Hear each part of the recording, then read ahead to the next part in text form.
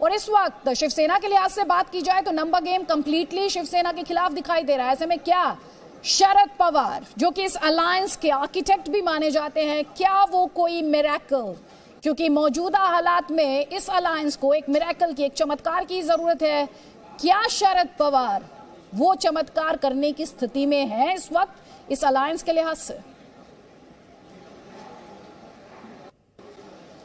जी बिल्कुल, अगर हमने देखा है कि शरद पवार इन्होंने महाविकास आघाड़ी के जब भी सत्ता स्थापन हुई तभी भी एक बड़ा चमत्कार करके दिखाया था। उसके बाद में जब भी ऑपरेशन लोटस के नाम पर जब भी राष्ट्रवादी के कई सारे विधायक गायब थे तभी भी उनको फिर से लाने का काम जो है वो शरद पवार इन्होंने किया था। और तभी शरद पवार किस तरह चाणक्य नीति करते हैं ये सब ने देखा है। अभी फिलहाल शिवसेना के एमएलए जो है वो आसाम में है और उनको फिर एक बार महाराष्ट्र में लाने की एक बड़ी जिम्मेदारी है, लेकिन ये किस तरह से उन विधायकों को ला सकता है, इस बारे में चर्चा करने के लिए आज उद्धव ठाकरे और शरद पवार इनके बीच बैठक होने वाली है। लेकिन ये बैठक 6 बजे है और 5 बजे उद्धव ठाकरे जो है वो फेसबुक लाइव करने वाले थे, पर अभी सूत्रों के अनुसार जो इंफॉर्मेशन मिल रही है, उद्धव ठाकरे जो है वो 5 बजे अभी तक 5 बज के गए हैं, लेकिन अभी तक फेसबुक पे लाइव नहीं आए हैं। शायद वो शरद पवार से बात करके फिर फेसबुक लाइव कर सकते हैं, ऐसा भी कहा जा रहा है।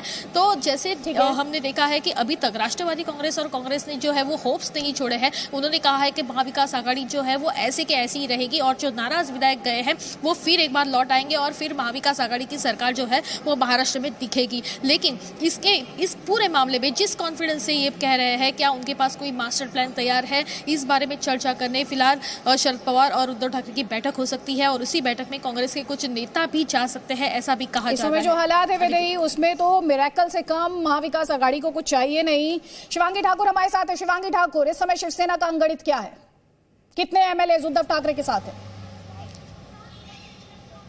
देखिए अदिति, इस सवाल का जवाब तो खुद उद्धव ठाकरे भी नहीं दे सकते, क्योंकि वो भी इंतजार कर रहे हैं कि आखिर कितने एमएलए उनके साथ हैं। और इसीलिए एक लेटर बाकायदा जारी किया गया, कहा गया कि आपको आना है। 5 बजे का समय दिया गया था वर्षा बंगलों पर सबको इकट्ठा होने के लिए, और जो नहीं आएंगे उनकी सदस्यता रद्द करने की बात कही गई थी। हालांकि अब जो हमें सोर्सेज से खबर मिल रही है वो ये कि जो बुलाहट थी इन सभी विधायकों की, उसको शायद कैंसिल कर दिया गया है। और यही कारण है कि देखिए 5 बजे से ज़्यादा का समय हो गया, अभी तक कोई भी विधायक यहाँ नहीं पहुँचा है। एक बात ये भी कही जा रही है कि विधायक इसलिए भी नहीं पहुंचे हैं क्योंकि मुख्यमंत्री, जिनकी सुबह एंटीजेंट रिपोर्ट पॉजिटिव आई थी, अब आरटीपीसीआर रिपोर्ट नेगेटिव आई है। ऐसे में वो फिजिकली लोगों से मिल सकते हैं और शरद पवार वर्षा बंगलों पर ही उनसे 6 बजे मिलने आ रहे हैं। तो ये मुलाकात होगी, उसके बाद आगे की रणनीति तैयार की जाएगी। इसी बीच आप देखिए कि एकनाथ शिंदे लगातार एक के बाद एक अपनी भूमिका सामने रख रहे हैं और उन्होंने कहा है कि कैसे 46 विधायक उनके पास है, जिसमें से 37 से ज्यादा विधायक सिर्फ और सिर्फ शिवसेना। और विशाल यहाँ पर सवाल ये भी है, विशाल यहाँ पर सवाल ये भी है, 5 तो बज चुके हैं, 5 से करीब 5:30 का वक्त हो चुका है।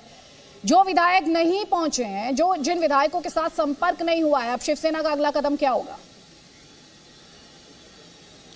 देखिए अदिति, शिवसेना के पास बहुत ज़्यादा कुछ करने का विकल्प अब बचा नहीं है, क्योंकि उद्धव ठाकरे ने जिन विधायकों से संपर्क किया था कल, जिन्हें मनाने की कोशिश की थी, वो सूरत से गुवाहाटी पहुंच चुके हैं और 34 विधायकों का समर्थन पत्र पहले ही यहां पर एकनाथ शिंदे दिखा चुके हैं और उनका दावा है कि उनके साथ शिवसेना के और विधायक मौजूद हैं। ऐसी स्थिति में शरद पवार के साथ उद्धव ठाकरे की जो बातचीत होगी, हो सकता है उसके बाद वो फेसबुक लाइव पर आए या उससे पहले भी आ सकते हैं, क्योंकि उनके पास विकल्प बहुत ज़्यादा नहीं बचे। या तो उद्धव ठाकरे इस्तीफा दें क्योंकि उनको यह पता है कि सरकार अब अल्पमत में आने वाली है, उनके पास विधायकों का समर्थन मौजूद नहीं है, या तो फिर एकनाथ शिंदे की शर्त को माने उद्धव ठाकरे।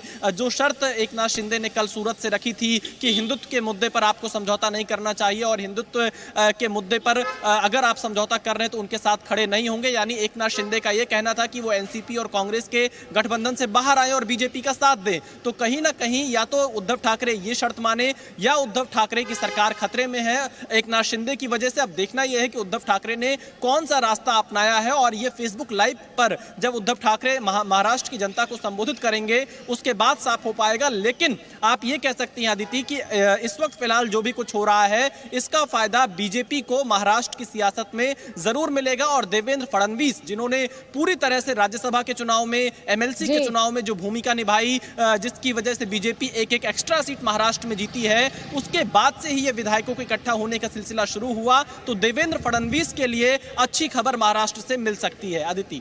बिल्कुल, और यही बात संजय राउत कहते रहे कि क्योंकि राज्यसभा इलेक्शंस और एमएलसी चुनाव